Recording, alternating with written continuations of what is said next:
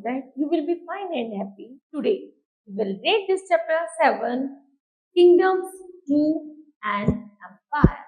Okay, let's start now this chapter. Till 400 BC, Bharat was divided into many small kingdoms, often fighting with one another. लगभग 400वीं शताब्दी पहले क्या हुआ करता था? जो भारत में छोटे छोटे राज्य हुआ करते थे, उनमें आपस में लड़ाई हुआ करती थी और उन छोटे छोटे राज्यों को अपने में मिला लिया करते थे। धीरे धीरे वही छोटे छोटे राज्य एक बड़े राज्य का रूप ले लिया करते थे। The rise of the Mauryan Empire was the beginning of the new era in Bharat history. Bharat के इतिहास में सबसे पहले जो युग था वो मौर्य युग था। जो मौर्य शासक था उन्होंने उन छोटे छोटे राज्यों को मिला करके जब एक बड़ा राज्य बना लिया, तो सबसे पहले इसकी शुरुआत मौर्य शासन काल ने की थी। The brave and ambitious rulers of the Mauryan Empire succeed in the unifying a large part of Bharat under one ruler. और उसी तरह मौर्य शासन काल ने जब इस युद्ध नीति को अपना लिया था और धीरे धीरे करके पूरे भारत पर लगभग अपना अधिकार जमा लिया था, it was the first time that such a vast territory was brought under the control of any one ruler or a dynasty. The Mauryan rulers were combination of the ambitious and the great conqueror and the efficient administrations both. जल्दी ही मौर्य वंश के मौर्य शासक ने ऐसे ही प्रशासनिक क्षेत्र पर अपना अधिकार, अपनी कायदे कानून बना दिए थे। अब केवल भारत के इतिहास में मौर्य युग का बोलबाला होने लगा था। Sources of the information about the Maurya Empire. Indica, written by the Megasthenes, and Arthashastra by the Chanakya are the two greatest and authenticating source of the information about the Maurya Empire.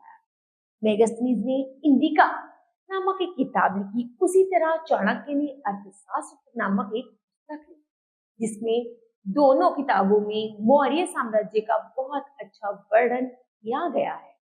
Containing detail account of the administration, जिसमें प्रशासनिक संबंधी बातें, society, street craft and the many more aspects of the Maurya empire, जिनमें इन सभी चीजों को समाहित किया गया है।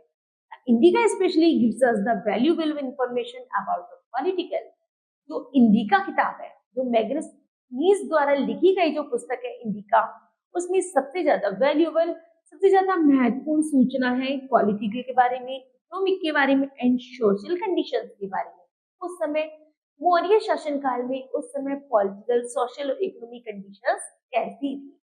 एंड द अर्थशास्त्र टेल्स अबाउट द पॉलिटिकल, और जो अर्थशास्त्र है जो कौटिल्य द्वारा लिखी गई ये पुस्तक है, उसमें political, economic and the military administration of the Mauryas, उसमें मौर्यास के मिलिट्री एडमिनिस्ट्रेशन, पॉलिटिकल और इकोनॉमिक्स के बारे में लिखा गया है। The pillar edicts and the rock inscriptions of Ashoka are also an important source of the information. यहाँ तक कि अशोक के पिलर से, अशोक के स्तंभ से जो भी बातें ली गई हैं वो उन सारी किताबों में समाहित है, जिससे पढ़कर पता चलता है कि मौर्य शासनकाल उस समय कैसा था और कैसे उसके प्रशासनिक कार्य थे। Inscriptions engraved on the rocks and the plants were the meant to spread the message. Maurya काल के शासन में जो भी ज्ञान की बातें होती थी वो प्लस पर या दीवारों पर मेंशन कर दी जाती थी।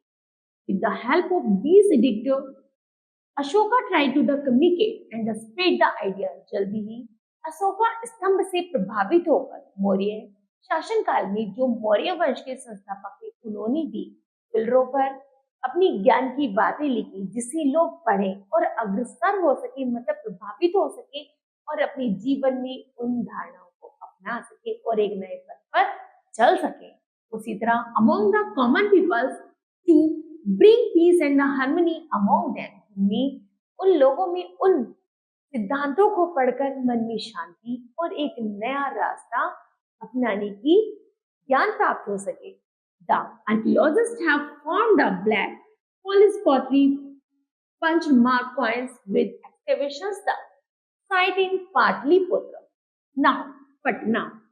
यहाँ तक कि सबसे पहले पाटलिपुत्र पटना में लोगों को सबसे पहले जो ज्ञान की प्राप्ति हुई वो पाटलिपुत्र पटना से शुरू हुई, which also given valuable information about the Maurya rulers.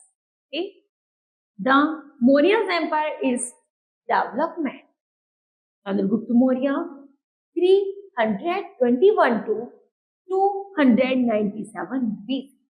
297 से लेकर 321 बीसी के मध्य जो शासन काल था वो चंद्रगुप्त मौर्य का शासन काल था। पढ़ते हैं, Chandragupta Maurya was the first ruler of the Mauryan dynasty.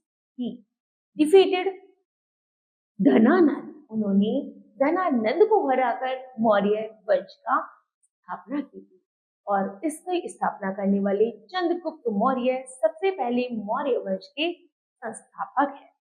The last rulers of the Nanda dynasty, तो नंद वंश के सबसे अंतिम राजा थे Dhanananda with the help of the guidance of the master and the philosopher आचार्य चाणक्य। उन्होंने सबसे ज्यादा किसकी हेल्प के द्वारा उन्होंने नंद वंश को हराया? अपनी ज्ञान और विद्वान आचार्य चाणक्य की सहायता से उन्होंने नंद वंश का अंत कर दिया था। Who was the teacher in the well-known Takshashila? यहाँ तक कि वो एक तक्षशिला की एक महान, एक बहुत ज्यादा वैज्ञानिक, वो तक्षशिला की एक बहुत ज्ञानवान आचार्य थे। Takshashila university Acharya Chanakya is also known by the name of Kautilya and Vishnu गुप्त। यहाँ तक कि चाणक्य को अन्य नामों से भी जाना जाता है जैसे कौटिल्य या फिर विष्णु गुप्त के नाम से। Thus, Chandragupta Maurya became the founder of the Mauryan Empire। Chandragupta Maurya ने सबसे पहले मौर्य वंश की स्थापना की थी। नेक्स्ट है the Greek इन्वेशन।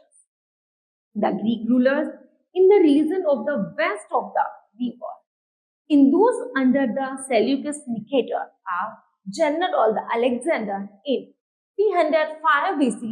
Seleucus Nicator crossed the Indus River and attacked the Maurya Empire। सबसे पहले जो ग्रीक देश का जो राजा था सेल्यूकस निकेटर, वो जैसे इंदु घाटी सभ्यता को पार कर मौर्य वंश पर अपना स्थापत्य जमाने के लिए आ रहा था, उसी तरह चंद्रगुप्त मौर्य डिफीटेड हिम। चंद्रगुप्त मौर्य ने जैसे उसे देखा आक्रमण किया और उसको हरा दिया। And the region of the north west Bharat was the liberated from the Greek control, और ग्रीक देश को भी अपने अधिकार में स्थापित कर लिया। However Seleucus Nicator had to the surrender all the Bharat province including the 4 provinces of the Herat, Kandhar, Kabul and the Baluchistan won by the Alexander। और जो अलेक्जेंडर के अधिकार में जो 4 क्षेत्र थे जैसे हेरत, कंधार, काबुल और बलूचिस्तान, उन पर भी मौर्य वंश ने अपना शासन जमा लिया था। ये विज डॉटर, और जल्दी ही उसने उसकी पुत्री चंद्रगुप्त मौर्य से उसकी शादी हुई। That resulted in the establishment of the peace between, और अब वो शांति, अलेक्जेंडर की जो पुत्री थी, जल्दी ही अलेक्जेंडर ने अपनी पुत्री का विवाह चंद्रगुप्त मौर्य के साथ कर दिया। अब वो शांतिपूर्वक अपना जीवन व्यतीत कर रहे थे। सेल्यूकस सेंड द मेगास्थनीज, जब सेल्यूकस ने अपना दूत मेगास्थनीज को भारत भेजा ambassador on the Mauryan card, जैसे ही वो मौर्य शासन काल में आता है, मौर्य का दरबार देखता है, मौर्य की बातें सुनता है, तो वह भी मेगास्थनीज उसका एक बहुत बड़ा एम्बेसडर चंद्रगुप्त मौर्य का बन जाता है। Megasthenes lived in the court of the Chandragupta for many years. Okay, आगे है Bindusara. Bindusara 297 to 273 after Chandragupta, his son Bindusara ascending the throne of the Maurya Empire। Chandragupta Maurya के बाद बिंदुसारा जो चंद्रगुप्त मौर्य का बेटा था, उसके बाद उसको मौर्य वंश के दरबार में बैठाया गया। He conquered Deccan and spread the territory of the Mauryans rules up to Karnataka। और जल्दी ही मौर्य वंश की स्थापना जो भी जल्द ही मौर्य वंश को और अधिक बढ़ावा दिया गया, जो अब फैलकर कर्नाटका तक पहुंच गए थे। Only the region of the Kalinga, present-day Odisha, and the North Andhra Pradesh, and the some kingdoms in the south were not the conquered by him. उन्होंने कुछ और क्षेत्रों को भी अपने मौर्य वंश में स्थापित कर लिया था, साम्राज्य जमा लिया था और अपने मौर्य वंश का वो मतलब फैलाव करता ही जा रहे थे। The Tamil kingdoms of the South Bihar had friendly relations with Bindusara. Okay. Next है King Ashoka, 273 to 232 BC. Ashoka was the son of Bindusara. Bindusara का जो पुत्र है वो था Ashoka. Bindusara made him the governor of Takshashila. Bindusara किसके गवर्नर थे? तक्षशिला और उज्जैन के गवर्नर थे। He ascending the throne in the 273 BC। और जैसे ही उनकी मृत्यु के बाद जब उन्हें अपना राजगद्दी छोड़नी पड़ी तो उनका जो बेटा था अशोका, उसके बाद बिंदुसार के बाद अशोक को मौर्य वंश का संस्थापक नियुक्त किया गया। Ashoka became the first king to speak directly to the subject with the help of the inscription। और जो अशोक थे वो अपने मौर्य वंश के जो भी उनके कायदे कानून थे उन्हीं के आधार पर अपने साम्राज्य को भली प्रकार अच्छी तरह से चला रहे थे। द कंक्विस्ट ऑफ द कलिंगा जो 261 बीसी से शुरू है। Like the Nestors, Ashoka also believed in the traditional policy of the conquest and the aggressions। जो उनके पूर्वज है, अशोका के जो पूर्वज हैं जैसे चंद्रगुप्त मौर्य या बिंदुसारा, उनसे प्रभावित होकर उन्होंने और अपने साम्राज्य का अधिक बढ़ावा दिया।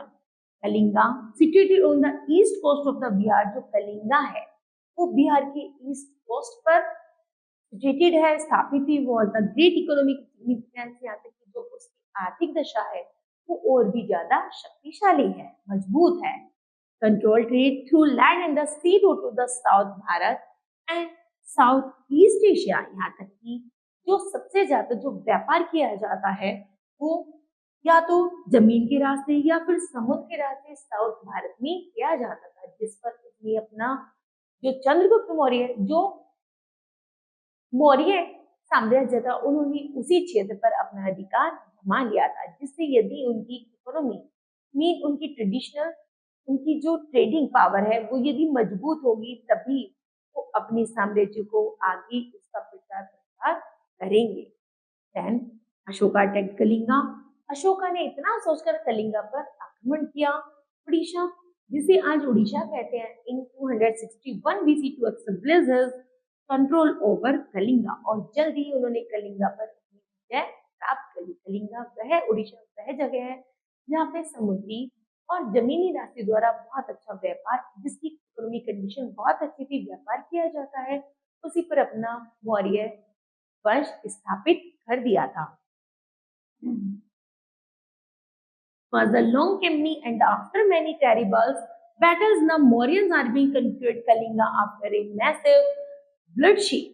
But the war with the Kalinga changed Ashoka for the whole life। पूरा जीवन अशोका ने उस कलिंगा पर अपनी विजय स्थापित करने में निकाल ली।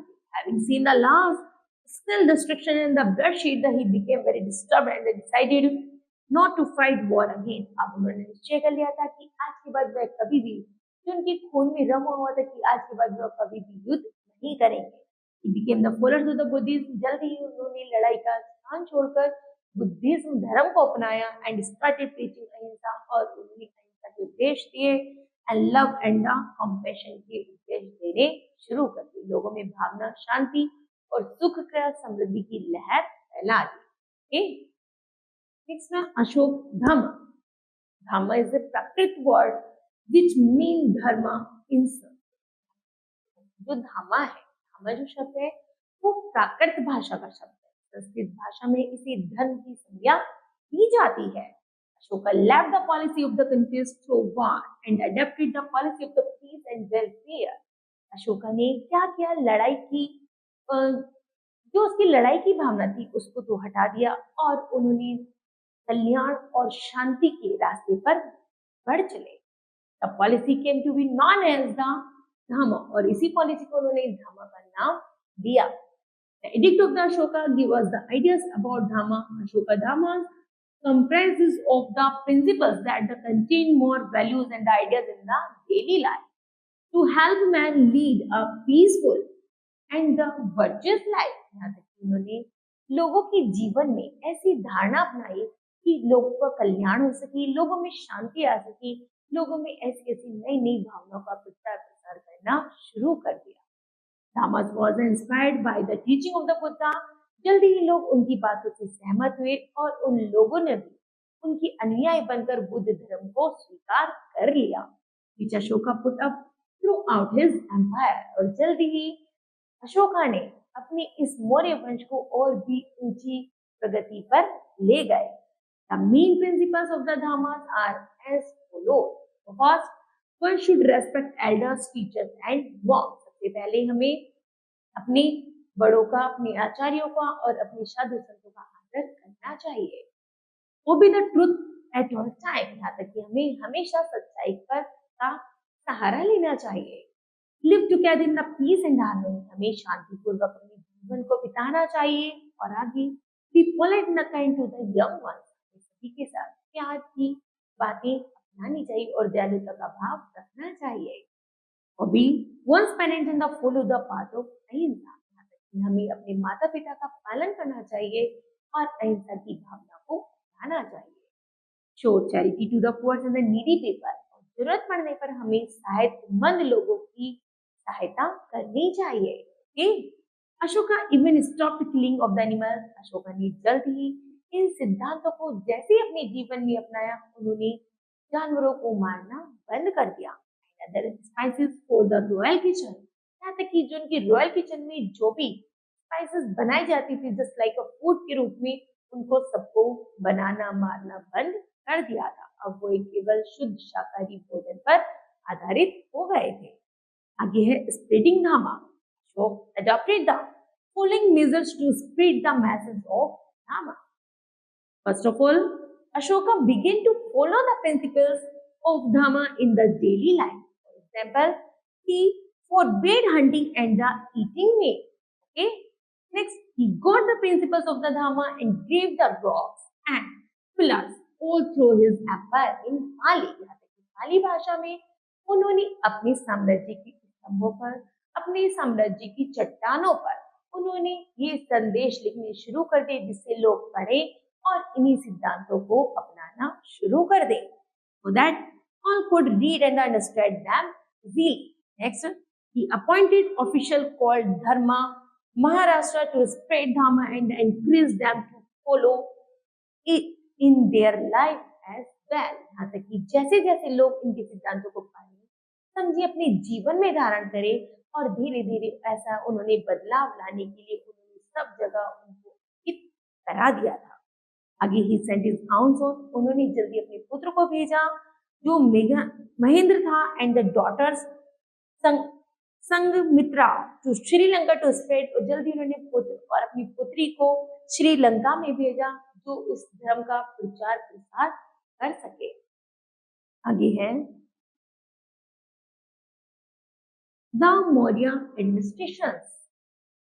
Megasthenes Indica provided values। Megasthenes Indica provided valuable information about the Mauryan administration। जल्दी ही मेगास्थनीज ने इंडिका जो उनकी पुस्तक लिखी हुई थी उसमें जल्दी उन्होंने मौर्य वंश के बारे में बहुमूल्य बातों को अंकित किया। Kautilya was the prime minister of Amartya in the court of Chandragupta। Chandragupta के दरबार में जो कौटिल्य थे उन्हें प्राइम मिनिस्टर अर्थात मुख्यमंत्री का दर्जा दिया गया। प्राइम मिनिस्टर अर्थात प्रधानमंत्री का दर्जा दिया गया। ये अर्थशास्त्र रिटन बाय कौटिल्य। जिस तरह अर्थशास्त्र कौटिल्य द्वारा लिखी गई is the guideline on the art of governance. The rocks and the plot edict of the Ashoka also gives the delegated account of the Mauryan administration। जैसे कि अशोका के स्तंभ से अशोका के स्तंभ से पता चलता है जिस तरह प्रशासनिक कि मौर्य वंश के जो प्रशासन थे, जो राज्य थे, जो उसके कायदे कानून थे, किस तरह उन्होंने अपने साम्राज्य में फैलाए, उसी तरह जो उनके स्तंभों पे जो लिखित अंकित जो भी उनकी पीचेस थे, उद्देश्य थे, टीचिंग्स थे, उनको पढ़कर के ही मौर्य वंश एक नया, एक विशाल, एक नया रूप हमारे सामने प्रस्तुत हुआ। The Mauryan administration was divided into many levels and that can be studied under the following heads. Number first head, central government. The king was the supreme authority of the Mauryan administration. सबसे पहले मौर्य शासनकाल में राजाओं को एक ऐसी उपाधि दी जाती थी जो सुप्रीम ऑथोरिटी होती थी। Okay, he was assisted by the council of the ministers और द मंत्री परिषद, और यहाँ तक कि उन मंत्रियों की जब एक बैठक, एक सभा बुलाई जाती थी जिसे मंत्री परिषद का नाम दिया जाता था। All the important decision concerning the empire, और साम्राज्य से संबंधित जितने भी इम्पोर्टेंट कार्य होते थे वो उस सभा में किए जाते थे। But taken by the king, जो राजाओं द्वारा उन पर कार्य किए जाते थे, उनसे संबंधित प्रश्न करे जाते थे। He also traveled basically to gain a first-hand account of what was the happening in the empire. और यह बताया जाता था कि साम्राज्य के लिए अर्थात राज्य को बड़ा करने के लिए क्या चीजें अच्छी रहेंगी और क्या नहीं, उन सभी को एक साथ सभी राजाओं को जब बुलाया जाता था जिसे मंत्री परिषद का नाम दिया जाता था, उस सभा को क्या नाम दिया जाता था? मंत्री परिषद का। There were 6 separate departments to the manage the affairs of the state. State को मैनेज करने के लिए 6 पार्ट्स में उसको डिवाइड किया जाता था। Each department was led by the committee of the 5 members. प्रत्येक डिपार्टमेंट में 5 लोगों का एक समूह होता था जिसे वो एक डिपार्टमेंट मिलकर 5 लोग आसानी से एक डिपार्टमेंट को चलाते थे, इसमें क्या करना है और क्या हमारे साम्राज्य को के लिए सही नहीं है। Okay,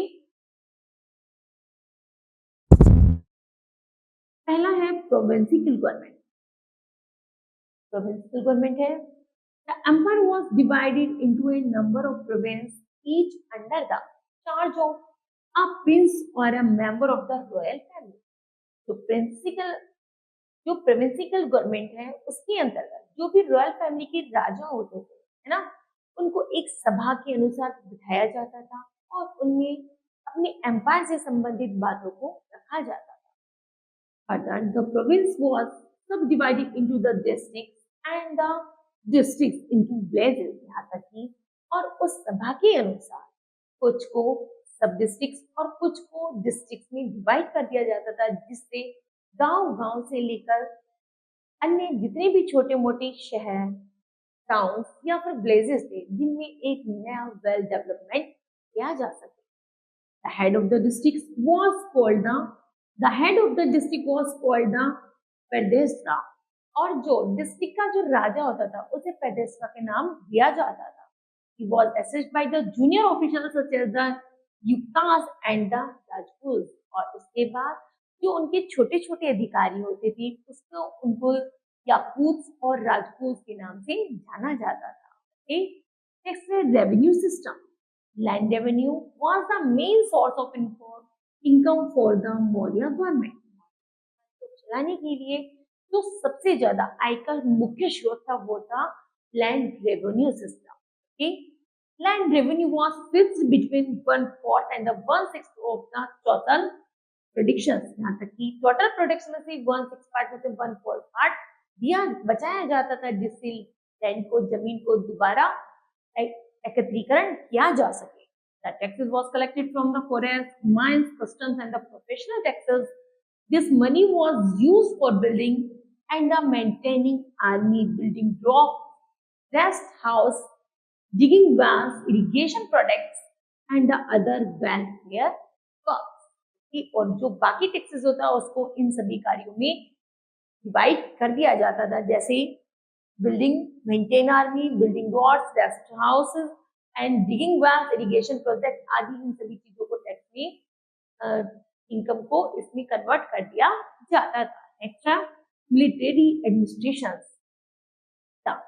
Mauryan army consisted of infantry, cavalry, elephants, navy and the chariots. सेनापति was the head of the army। यहाँ तक कि मिलिट्री एडमिनिस्ट्रेशन को चलाने के लिए एक सेनापति रख दिया जाता था जो पूरी सेना का क्या करता था, उस पर कंट्रोल बनाए रखता था। Army was train and well equipped with बो। यहाँ तक कि वह पूरी सेना को धनुष, बाण, स्पेयर शॉट्स और अन्य वेपन से क्या करता था, उनको ट्रेनिंग देता था और उनको वेल तरीके से उन्हें चलाने की लिए अग्रसर नींद प्रोत्साहित करता था। Pataliputra, according to the magazines के अनुसार Pataliputra was the capital of the Maurya Empire। Okay? Patliputra was a large, beautiful and the impressive city। The city was surrounded by the deep moats and high walls to protect it from the attacks of the enemies। Towers and the gateway along with the wooden wall surrounded the city। The royal place was made of stone, while people's houses were made of bricks and wood। A group of 30 officials divided into 6 committees used to look after the city। यहाँ तक कि 3 official ग्रुपों में बनाए गए थे जिनको 6 part में divide किया गया था जो पूरे शहर की हर एक प्रकार से रक्षा करते थे। This committee looked after the different departments of the city's administrations। Okay? Next है economic life। During the Maurya Empire, agriculture was the main occupation of the people। Maurya साम्राज्य के दौरान वहां के लोगों का जो मुख्य व्यवसाय था वो था agriculture. The growth of the trade and the industry was peacefully developed. धीरे धीरे अपने शांतिपूर्वक विकास करने के लिए उन्होंने उद्योग धंधों की स्थापना करनी शुरू की।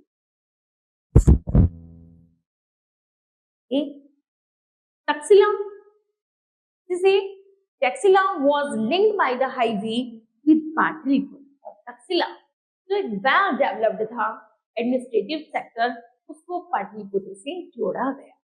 This highway continue to the part of Tamralipti, Bengal, from where the ships sailed to South East Asian countries। Trade and the South Bharat was mainly done in the diamonds, pearl and gold artisans, and the with northwest trade was done in horses and the wooden cloth। धीरे धीरे व्यापार शुरू किया गया किसके, जैसे हीरा का, मोतियों का, सोने का आदि व्यापार शुरू किए गए जिससे कि घोड़े द्वारा और वुडन कपड़ों का आयात निर्यात एक्सपोर्ट इंपोर्ट आसानी से किया जाने लगा। Punchmark coins which symbolize of the hells, these the sun and the circles with the arrows were used by the Mauryan merchant in trade। और मौर्य साम्राज्य को स्थापित करने के लिए जो ट्रेड था, व्यापार था, वो एक सबसे महत्वपूर्ण भूमिका निभाता है मौर्य वंश को आगे ले जाने में। मीन उसको स्थापित रखने में जो ट्रेड था, व्यापार था, सबसे ज्यादा महत्वपूर्ण भूमिका निभाता है। सबसे पहले तो वो एग्रीकल्चर के क्षेत्र में था, फिर धीरे धीरे उसने इंडस्ट्री का एरिया पकड़ा और धीरे धीरे फिर वो एक दूसरे क्षेत्र से एक्सपोर्ट और इंपोर्ट करना भी शुरू कर दिया था। लेकिन उनका मोटिव था केवल पीसफुली और welfare. Okay, next society during the Mauryan period.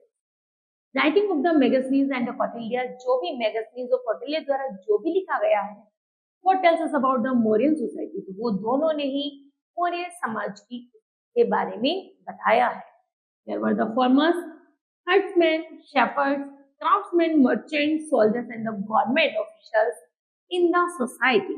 Brahmins, Buddhists, and the Jain monks were few in the numbers, but they commanded high respect in the society। People of the caste lived peacefully together। यहाँ तक कि मौर्य वंश में जितने भी किसान थे,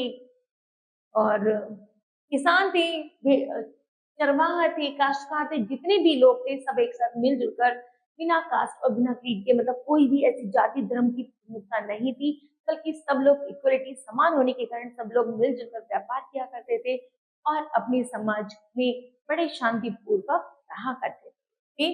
next है art and the architecture. Ashok is the credit to have the constructed many places. Ashok ने अपने धर्म को बनाए रखने के लिए, अपने धर्म की स्थापना करने के लिए उन्होंने अन्य कुछ ऐसी जगहों पर भी कुछ ऐसी ऐतिहासिक इमारतों का निर्माण कराया, जैसे monarchy and the pillars. He also built a large number of स्तूप. उन्होंने अधिक संख्या में स्तूपों का निर्माण कराया. स्तूप are hemisphere dome shaped structure and made of the bricks and earth. The most famous stupa is at Sanchi. सबसे जो मुख्य फेमस स्तूप है वो कहाँ है? सांची में है, near Bhopal. It is called the great stupa, जिसे ग्रेट स्तूप के नाम भी दिया जाता है. There are the four curved gateway on the four side of the stupa. यहाँ तक कि उन्होंने स्तूप में चारों तरफ दरवाजे बनाए हैं. These stupas contained the release of the पुत्र. यहाँ तक कि प्रत्येक जो दरबार है वो एक एक धर्म के उद्देश्य को बताता है. Ashoka pillars are made of the sandstone. जो अशोक का पिलर है वो रेत के पत्थर से बना हुआ है. They are beautifully polished and the shine like metals in sunshine. जैसे कि पत्थर पर सूर्य की रोशनी पड़ती है वो ऐसे चमकता है जैसे वो किसी धातु का बना हुआ है. Most impressive of the Ashoka pillars is at Sarnath. जो अशोका का जो स्तंभ है वो सारनाथ में है. As four lions, इसमें 4 शेर हैं, seated back to back at the top. यहाँ तक कि ऊपर से लेकर तब उसमें चारों तरफ 4 शेरों को स्थापित किया गया है. There is a chakra or a wheel below each lion. यहाँ तक कि उसके बाद और प्रत्येक लायन के नीचे उसने एक चक्र भी अंकित किया है. The lion capital is now used for our national emblem. जो शेर है ना, वो हमारे नेशनल एम्बलेम को, राष्ट्रीय चिन्ह को प्रदर्शित करते हैं. Ashoka is created to have constructed Bihar also. यहाँ तक कि जो अशोका का जो चक्र है जब वो मुंह पर में चलता है तो वो एक बिहार की संज्ञा भी है. अर्थात जैसे जैसे चक्र चलता है उसी तरह हमें अपने आप को नए नए सिद्धांतों से और नए नए ज्ञान का अर्जन करना चाहिए और जगह जगह उसका प्रचार प्रसार करना चाहिए. इसी तरह the Bihars were the places where monks could study and live. The Barabar and the Nagarjuna hills near Gaya in Bihar. जो बारबर और नागार्जुन जो पहाड़ी के पास में जो गया है बिहार में, are the best known the Bihar of the Mauryan period. वह मौर्य शासनकाल का सबसे ज्यादा महत्वपूर्ण भूमिका निभाता है मौर्य वंश को बनाए रखने के लिए. Next, decline of the Mauryan empire. Great Mauryan empire begins to break up within 15 years of the Ashoka death in 232 BC. Some of the reasons for the decline of the empire are as follows. The weak Shasas of Ashoka could not control the vast empire. Ashoka की सबसे बड़ी कमजोरी थी कि वो इतने बड़े साम्राज्य पर अपना पूरी तरीके से अधिकार स्थापित नहीं कर पाया. अधिकार तो हो गया था लेकिन उसको पूरी भली तरह से चला नहीं पा रहा था. The west extension of the empire, lack of the transport and the communication made the task of administration very difficult. क्योंकि उस इतने बड़े साम्राज्य को चलाने के लिए ट्रांसपोर्ट की, प्रशासनिक सेवाओं की उसके पास इतनी पूर्ति नहीं थी. Officials became corrupt and degraded the agency of the entire administration. धीरे धीरे उसका जो एडमिनिस्ट्रेटिव जो भी प्रशासनिक प्रणाली थी धीरे धीरे करप्ट, भ्रष्ट होता गया था, जिससे उसका मौर्य वंश का पतन होना शुरू हो गया. Governor of far off province look advantages of the weak political authority. क्योंकि उसकी जो सबसे मुख्य कमजोरी थी वो थी उसकी प्रशासनिक सेवा. and the gradually declared independence. जल्दी ही वह निर्धारित नहीं कर पा रहा था कि वह अब एक इंडिपेंडेंस एम्पायर है. Large army could not be maintain. इतनी बड़ी सेना होने के बावजूद भी उसको सही व्यवस्थित रूप से मेंटेन ना कर पाना.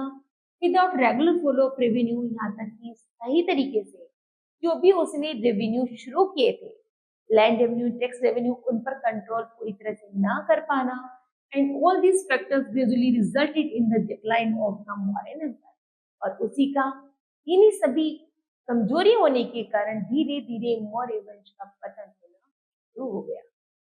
The Mauryan empire came to the end in the 185 BC. जल्दी मौर्य वंश का पतन 185 BC में शुरू हो.